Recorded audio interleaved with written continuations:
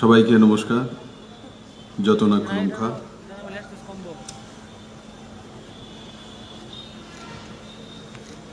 একত্রিশতম শিল্প বাণিজ্য মেলা প্রত্যেক বছরে না এই বছরও এই মেলার আয়োজন করা হয়েছে। এই কার্যক্রমে মঞ্চে উপস্থিত এই অত্র অঞ্চলের লোকপ্রিয় বিধায়িকা মিমি মজুমদার মহোদয়া, উপস্থিত টিআইডিসি চেয়ারম্যান শ্রী টিঙ্কু রয়,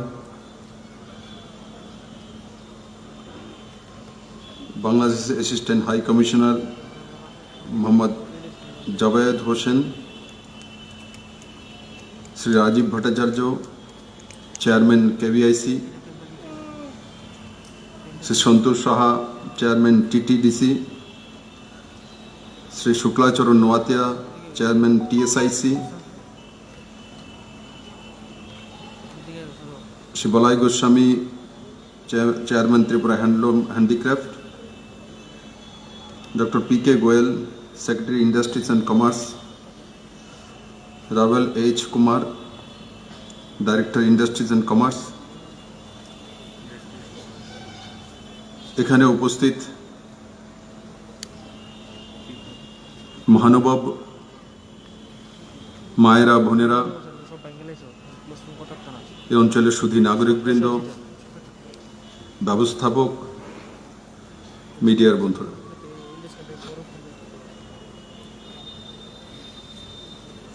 বন্ধুরা 25 বছর টানা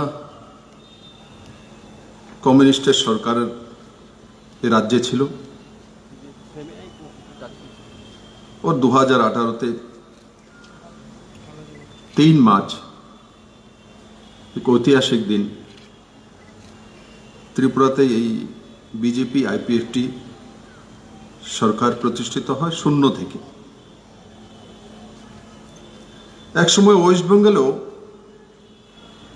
টানা কমিউনিস্টদের সরকার ছিল এবং সেই সরকারেরও পতন হয়েছিল। এখানে 2018-তে ভারতীয় জনতা পার্টির সরকার প্রতিষ্ঠিত হয় মাননীয় নরেন্দ্র ভাই মোদীর নেতৃত্বে। আর ওয়েস্ট বেঙ্গলে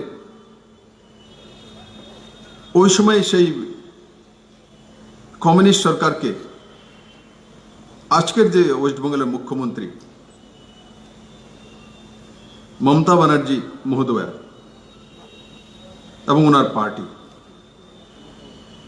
সে পরাজিত করেছে।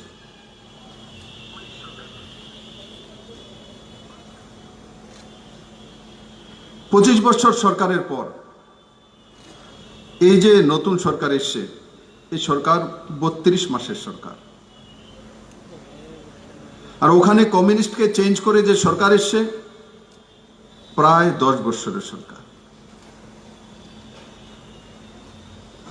আজকে যদি 32 মাসের সরকারের সঙ্গে পশ্চিমবঙ্গের আজকের সরকারের তুলনা করি, যে কমিউনিস্ট হারার পর, কমিউনিস্টকে বিদায় দেওয়ার পর, দু রাজ্যেই কমিউনিস্টকে বিদায় দেওয়া হয়েছে। এই রাজ্যে 2018 3 মার্চ ত্রিপুরার জনতা বিদায় দিয়েছে ভারতীয় জনতা পার্টির নেতৃত্বে। আর ওয়েস্ট বেঙ্গলে তৃণমূল কংগ্রেস এবং তার নেত্রী মমতা ব্যানার্জির নেতৃত্বে কমিউনিস্টের অবসান ঘটে। কেন অবসান ঘটিয়েছিল? মানুষ ডেভেলপমেন্ট চাইছিল, স্বাধীনতা চাইছিল, নিজের স্বাভিমান অধিকার চাইছিল, সমৃদ্ধিশালী রাজ্য চাইছিল। Education, infrastructure, commerce and industry, tourism, এই যে সেক্টরগুলি তার অগ্রগতি চাইছিল। আমি কিছু ডেটা আজকে তুলে ধরব। তো ত্রিপুরা তো কমিউনিস্ট সরকারের পরে ভারতীয় জনতা পার্টির সরকার এসছে, আর ওখানেও আজ থেকে 9.5 বছর আগে কমিউনিস্টকে টানা সরকারকে সরিয়ে ওয়েস্টবেঙ্গলের মানুষ মমতা ব্যানার্জির নেতৃত্বে সরকার বানিয়েছিল। আজকে যদি আমি দুই রাজ্যের দিকে তাকাই, তো ওয়েস্ট বেঙ্গলে পার ক্যাপিটা ইনকাম কত আজকের দিনে? 1,15,748 টাকা। বড় রাজ্য। ত্রিপুরা আমার ছোট রাজ্য, আমাদের কাছে আয় সীমিত, আমাদের কাছে জায়গা সীমিত, আমাদের কাছে ইনফ্রাস্ট্রাকচার সীমিত। নরেন্দ্র ভাই মোদী যদি ত্রিপুরার ইনফ্রাস্ট্রাকচার ডেভেলপমেন্টের হীরা মডেলের ব্যবস্থা না করতেন, তাহলে আমরা আমাদের একটাই লাইফলাইন আসাম আগরতলা রোডের উপরই নির্ভরশীল ছিলাম। এটাই আমাদের জীবন রেখা, এটাই আমাদের লাইফলাইন। আজকের বিষয় আলাদা। যেটা আমি বলছিলাম, ওয়েস্ট বেঙ্গলে এত বড় রাজ্য, এত কিছু ইনফ্রাস্ট্রাকচার হওয়ার পর 9.5 বছর টাইম পেয়েছে, তার স্থিতি কি? পার ক্যাপিটা ইনকাম 1,15,748 টাকা। ত্রিপুরা রাজ্যে 32 মাসে পার ক্যাপিটা ইনকাম কত? 1,23,630 টাকা, মাত্র 32 মাসে। বন্ধুরা, এটা শিল্প বাণিজ্য মেলা, তার জন্য আমি এই কথাগুলো তুলে ধরব কি বাণিজ্যিক ভাবে লাভ হচ্ছে বা ত্রিপুরার মানুষের ইনকাম বেড়েছে, তারই প্রমাণ যেটা 2017-তে যে কমিউনিস্টের সরকার ছিল, তখন এখানে পার ক্যাপিটা ইনকাম ছিল 1,04,44 টাকা। সেটার থেকে বেড়ে দাঁড়িয়েছে 32 মাসে। তার মধ্যে 10 মাস করোনার প্রকোপ ছিল, লকডাউন ছিল, আনলক ছিল, জনতার কারফিউ ছিল। হিসাব করলে যদি দেখি তো 20 মাসের 1,23,630 পার ক্যাপিটা ইনকাম পৌঁছেছে 20 মাসে। গ্রোথ কতটা হয়েছে? 23% গ্রোথ রেট। বন্ধু, 23%। বিপ্লব দেব একা করেছে সেটা নয়, বিপ্লব দেব এবং তার মন্ত্রিমণ্ডল মানসিকতা তৈরি করেছে। ত্রিপুরার মানুষের মধ্যে কাজ করার মানসিকতা তৈরি হয়েছে, ওয়ার্ক কালচার এসছে।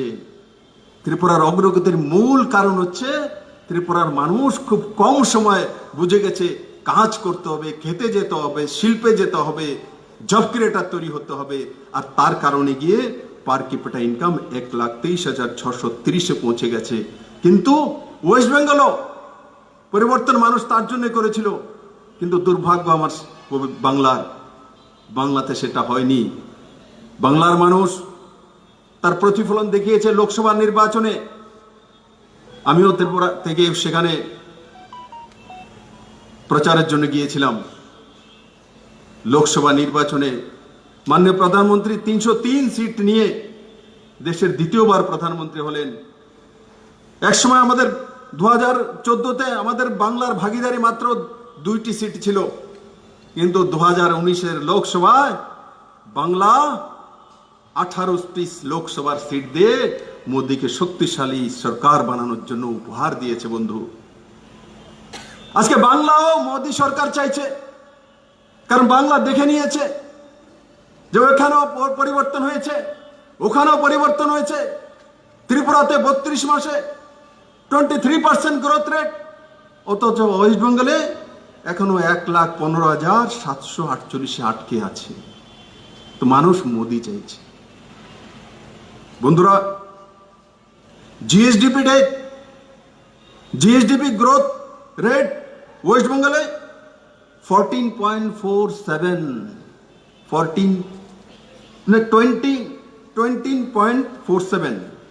মাত্র 12.47%।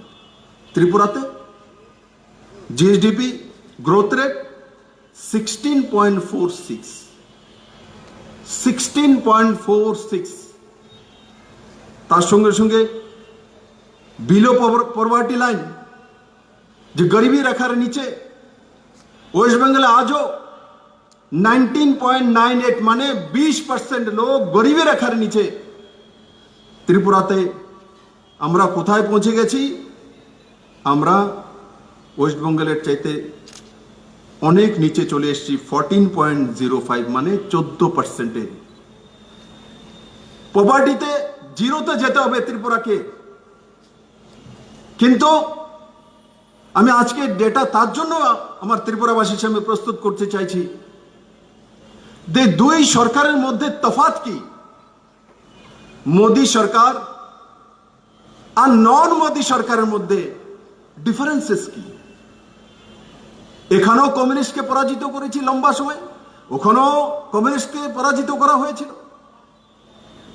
কিন্তু ডেভেলপমেন্ট কি হয়েছে? ডেভেলপমেন্ট ওয়েস্ট বেঙ্গলে হয়নি, ত্রিপুরাতে হচ্ছে। এই ডেটা প্রমাণিত করছে। ক্রাইম এগেন্স্ট ওমেন পার লাখ ওয়েস্ট বেঙ্গলে আজকের দিনও 64% পার লাখ, ত্রিপুরাতে 44% পার লাখ। তো আইন কানুন ব্যবস্থা, যে ভারতীয় জনতা পার্টি সরকার যখন আসে কমিউনিস্টকে চেঞ্জ করে, তখন তার রূপ কাঠামো কি হয়, আর যদি কমিউনিস্টকে চেঞ্জ করে অন্য কারো সরকার এসছে তার চেহারা কি হয়, সেটা আমি তুলে ধরতে চাইছি বন্ধুরা। আজকে ভারতীয় জনতা পার্টি না হয়ে যদি এখানে অন্য কোনো পার্টির পরিবর্তন হতো, তো ত্রিপুরার কোনোদিনই পার ক্যাপিটা ইনকাম 23% গ্রোথ না হতো, না ক্রাইম রেট ঘটতো, না মহিলাদের উপর অত্যাচার কমতো। সেগুলো হয়েছে কারণ কি, সেটা ভারতীয় জনতা পার্টি সরকার, নরেন্দ্র মোদীর নির্ধারিত নিয়ম মাফিক কাজ করার সরকার। বন্ধুরা,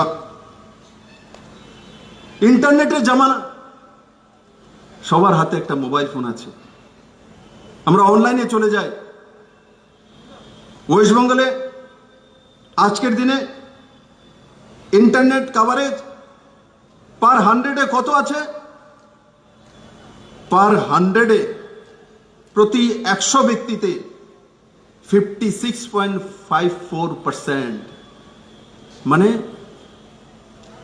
57% রয়েছে। 100 জনের মধ্যে 57 জনের কাছে ইন্টারনেট কভারেজ আছে। অথচ ওয়েস্ট বেঙ্গল সম্পূর্ণভাবে সমতল ভূমি,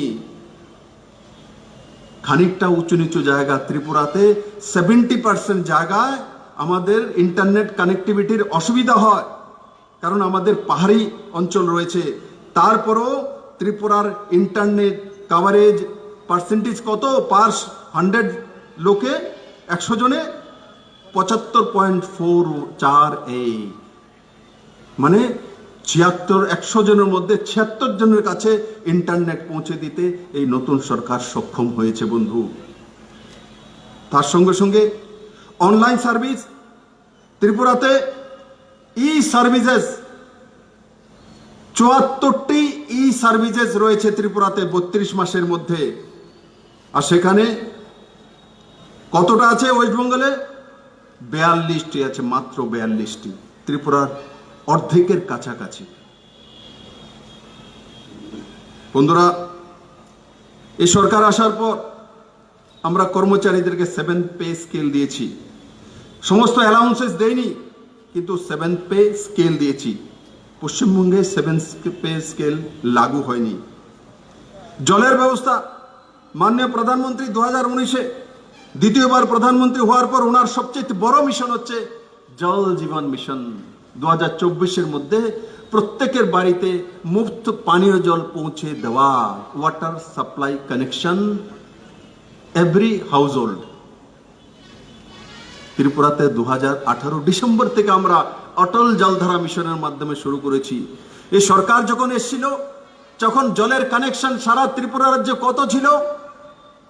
14,000 কানেকশন ছিল প্রায়, তাও পয়সা দিয়ে। নেতার বাড়িতে যেতে হবে, চাঁদা দিতে হবে। জলের কানেকশন মানে গ্রামে বা শহরে কেউর বাড়িতে জলের কানেকশন রয়েছে তো কোনো বড় ব্যক্তি হবে, আর গ্রামে তো প্রশ্নই ওঠে না বড় ব্যক্তি ছাড়া। গরিবের ঘরে ওয়াটার সাপ্লাই কানেকশন কে দেবে? কে পারমিশন আনবে? কিন্তু এই সরকার জল জীবন মিশন ঘোষণা করার আগেই 2018 ডিসেম্বর থেকে অটল জলধারা মিশনের মাধ্যমে সিদ্ধান্ত করেছে 2022 ডিসেম্বরের মধ্যে ত্রিপুরার প্রত্যেকটি পরিবারের কাছে মুফত, এক পয়সা লাগবে না, বিনা পয়সায় জলের কানেকশন পৌঁছে দেবে। যখন ত্রিপুরাতে সরকার এসছে তখন মাত্র 3% ওয়াটার সাপ্লাই কানেক্টিভিটি ছিল হাউস হোল্ডের মধ্যে, কিন্তু আমরা কম সময়ের মধ্যে সেটা 22%-এ পৌঁছে দিয়েছি। যে ন্যাশনাল অ্যাভারেজ যে গ্রোথ সেটা হচ্ছে 16%, ত্রিপুরাতে 19% গ্রোথ হয়েছে। দেশের মধ্যে সবচেয়ে তীব্র গতিতে, স্পিড গতিতে কেউ যদি জলের কানেকশন দিতে পেরেছে, আমার সুন্দরী ত্রিপুরা রাজ্য দিতে পেরেছে। বন্ধু, ওয়েস্ট বেঙ্গলের পজিশন কি? ওয়েস্ট বেঙ্গলে মাত্র 5.46 জলের কানেকশন মানুষের ঘরের মধ্যে দিতে পেরেছে এই সরকার। 5.46, মাত্র 6%ও না। 9.5 বৎসরের সরকার আর 32 মাসের সরকার। কমিউনিস্টকে হারানোর পর সরকারের চেহারা এখানে ত্রিপুরাতে, আর কমিউনিস্টকে হারানোর পর মমতা ব্যানার্জির চেহারা ওয়েস্ট বেঙ্গলে। বন্ধুরা, এই ডেটাগুলো আমি তার জন্য তুলে ধরলাম যে অনেক সময় মনে হয় রাজ্য বড় হতে হবে, আমাদের কাছে এটা থাকতে হবে, ওটা থাকতে হবে। আমি আপনাদেরকে বলি, সবচেয়ে বড় বিষয় হচ্ছে আপনার কাছে মন থাকতে হবে, হৃদয় থাকতে হবে, কাজ করার মানসিকতা থাকতে হবে। নরেন্দ্র ভাই মোদির মতো প্রধানমন্ত্রী থাকতে হবে, আর তার মার্গদর্শনে কাম করার মতো মুখ্যমন্ত্রী থাকতে হবে। তবেই গিয়ে ত্রিপুরা সমৃদ্ধিশালী এবং শক্তিশালী ত্রিপুরা তৈরি হতে পারবে। ত্রিপুরা রাজ্যে রাবার যে সেক্টর সবচেয়ে বড় সেক্টর। আমরা যদি ত্রিপুরা রাজ্যে যে বাৎসরিক ইনকাম করি সবচেয়ে বেশি, সেটা রাবার সেক্টরের মাধ্যমে।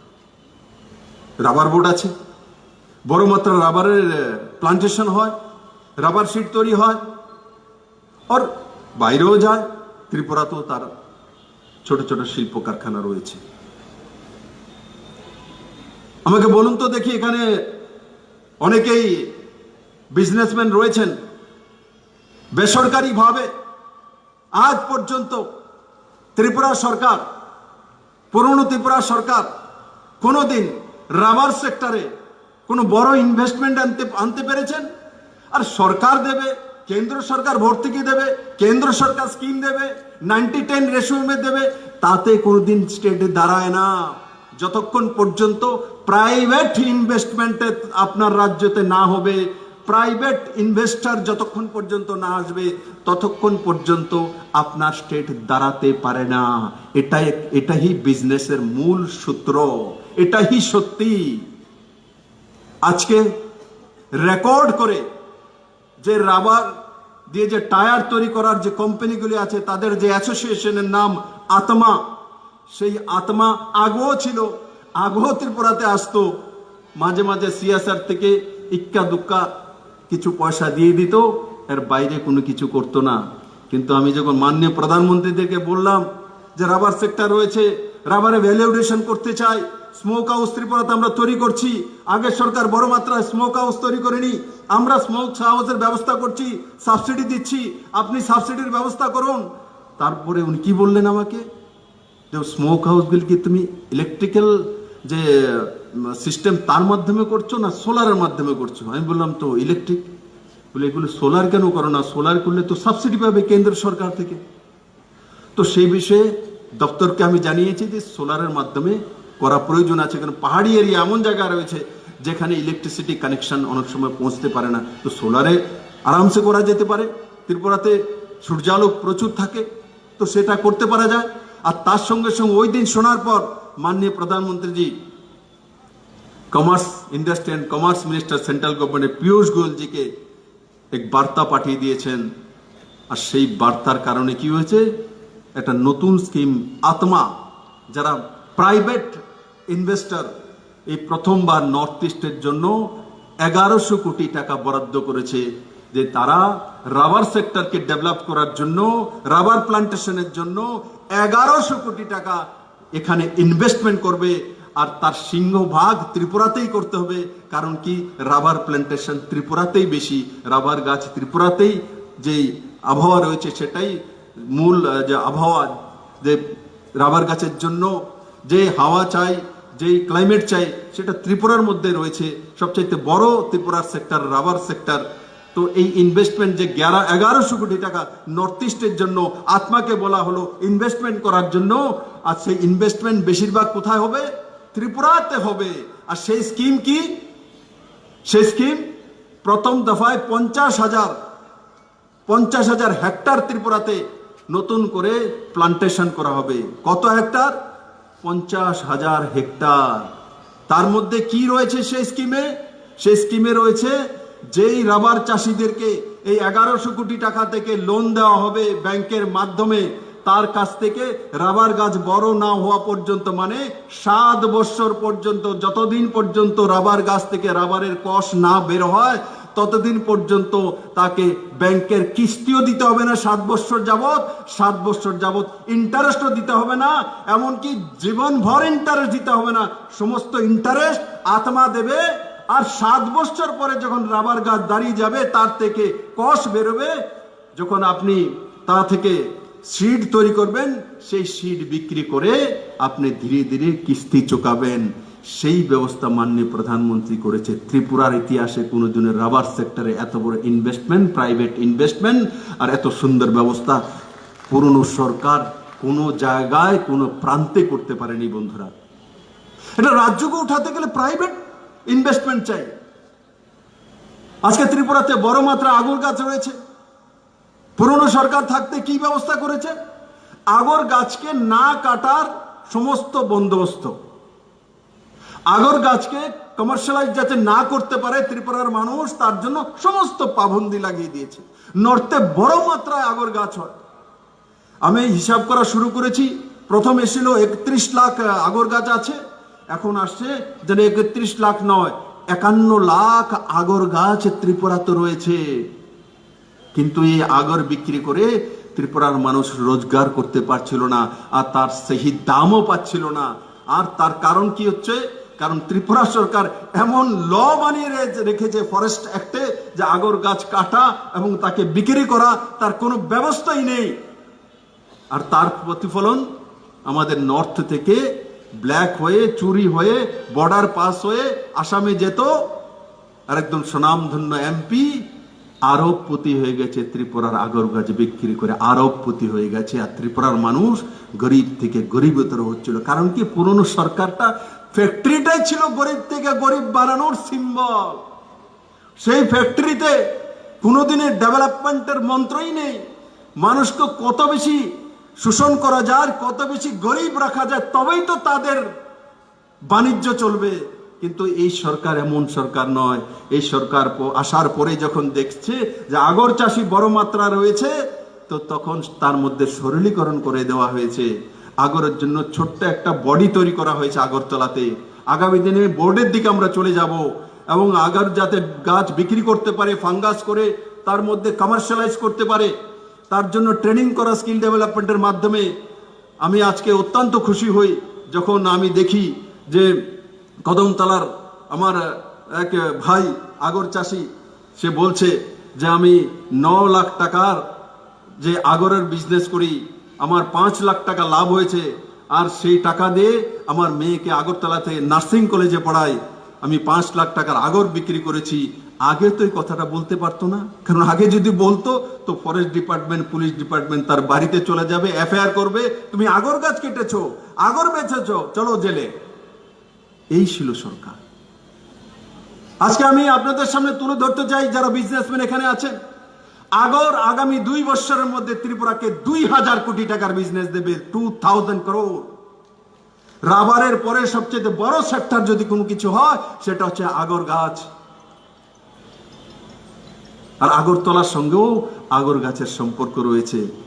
কাহাবত শুনি যে আগরের নামেই আগরতলার নাম হয়েছে। তো আগরতলার নাম যদি হয়েছে এমন কোনো কল্পনা আছে, কাহাবত আছে, তো আগরতলাকে দাঁড় কেন করাবে না?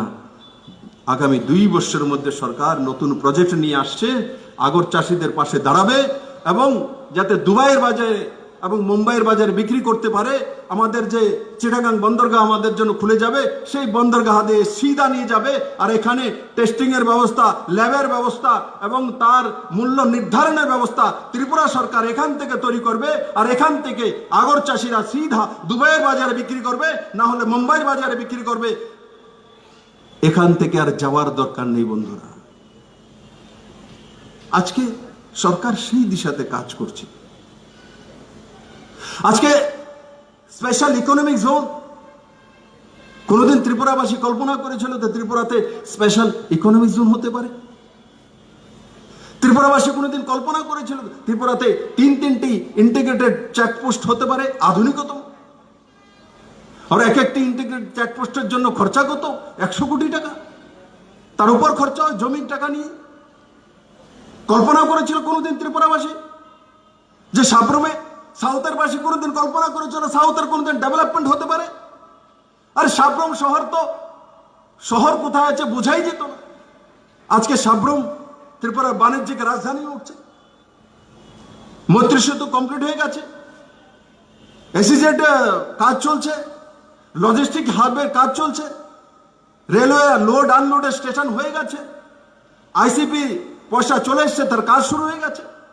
আগামী 3 থেকে 4 বছরের মধ্যে সাবরুমের আশপাশে কমসে কম 2.5 লাখ লোকের রোজগার হবে আর বড় মাত্রায় ইনভেস্টমেন্ট হবে।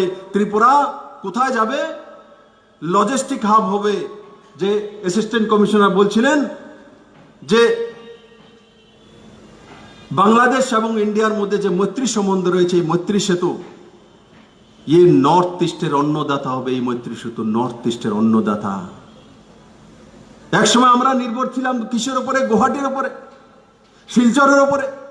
নিজেদের বলতে হতো যদি বাড়ি কোথায় ত্রিপুরাতে, তো বলতো ত্রিপুরা কোথায়? শিলচরের কাছে। ত্রিপুরা কোথায়? শিলংয়ের কাছে। ত্রিপুরা কোথায়? গুয়াহাটির কাছে। আর বেশি দিন নয়, এখন গুয়াহাটির লোককে বলতে হবে, শিলচরের বাসীদেরকে বলতে হবে, শিলংবাসীদেরকে বলতে হবে আমাদের রাজ্য সাবরুমের কাছে, মৈত্রী সেতুর কাছে। চিটাগাং বন্দরগাহ থেকে মাত্র 70 কিলোমিটার দূরে অবস্থিত যদি কোনো রাজ্য নর্থ ইস্টের আছে, একমাত্র ত্রিপুরা রাজ্য আছে। আর কোনো অন্য রাজ্য হতে পারে না, তার ভৌগোলিক স্থানও নেই। নদীর মাধ্যমে হতে পারে, গোমতী নদীতে ছোট জাহাজ আসবে, ছোট বার্চ আসবে, আপনারা দেখেছেন, তার ট্রায়াল হয়ে গেছে। ব্রহ্মপুত্রতে আসে, বরাকও আসে, কিন্তু বরাক আর ব্রহ্মপুত্রতে গোমতীতে বড় জাহাজ আসতে পারে না। যতদিন পর্যন্ত বড় জাহাজের সঙ্গে রাজ্যের সম্পর্ক না হয় জলপথে, সে রাজ্য, সে প্রান্ত ডেভেলপমেন্ট হতে পারে না। আমাদের দুর্ভাগ্য, দেশ বিভাজনের কারণে চিটাগাং বন্দরগাহ তৎকালীন পাকিস্তানের কাছে চলে গিয়েছিল, কিন্তু পরবর্তী সময় জাতির জনক শেখ মুজিবের নেতৃত্বের কারণে সেটা নতুন দেশ রূপে, বাংলাদেশ রূপে আমাদের সামনে চলে এসছে। আর তার কারণে যে স্বাধীনতার আগে যে নর্থ ইস্টের জিডিপি রেট ছিল, গ্রোথ কত ছিল জানেন? নর্থ ইস্টের জিডিপি রেট ছিল 23%, কিন্তু যেই মাত্র চিটাগাং বন্দরগাহ আমাদের কাছ থেকে চলে গেল, তা আমাদের জিডিপি রেট ডাউনে চলে গেছে। আমরা শূন্যের কোঠায় চলে গেছি, আমরা কেন্দ্র নির্ভরশীল হয়ে গেছি। আজকে মাননীয় প্রধানমন্ত্রী নরেন্দ্র ভাই মোদী এবং বাংলাদেশের প্রধানমন্ত্রী শেখ হাসিনা মহোদয়া, দোনো প্রধানমন্ত্রীকে আমি এখান থেকে ধন্যবাদ জানাবো। আপনাদের প্রচেষ্টায় ত্রিপুরা এখন নর্থ ইস্টের দোয়ার শুধু নয়, পুরো সাউথ এশিয়ার দোয়ার হয়ে উঠবে এবং বাংলাদেশও বাণিজ্য করবে, ত্রিপুরাও বাণিজ্য করবে এবং নর্থ ইস্টে যে ইনফ্রাস্ট্রাকচারাল যে ডেভেলপমেন্টের মূল মন্ত্র, সে দোয়ার খুলে যাচ্ছে বন্ধুরা।